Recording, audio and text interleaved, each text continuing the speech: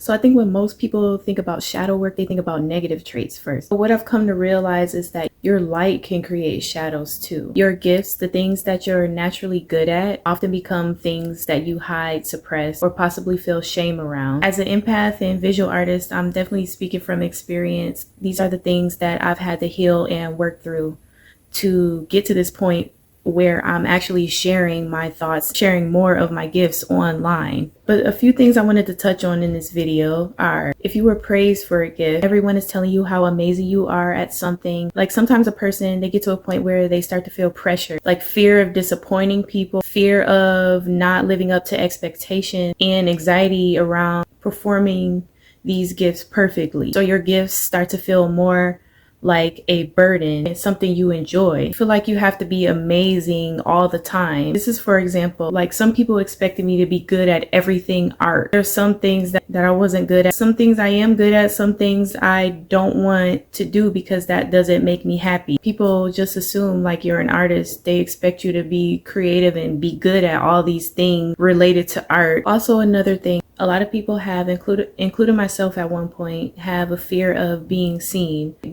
mostly because they have fear of judgment or fear of being misunderstood. But a lot of people have a fear of being vulnerable, with showing their vulnerability and being judged for that, which causes them to hide their gifts. So healing these shadows will allow you to reclaim your power, your creativity. If you've joined my lives recently, a lot of times I am trying to get people to push past this fear, explain to them what I've learned, what I've done. So I give a prompt or a question for people to think about every time I post for my shadow work series. Here's a question for you to reflect on. Which of my talents do I downplay so others feel comfortable? So if you feel comfortable, feel free to share in the comments.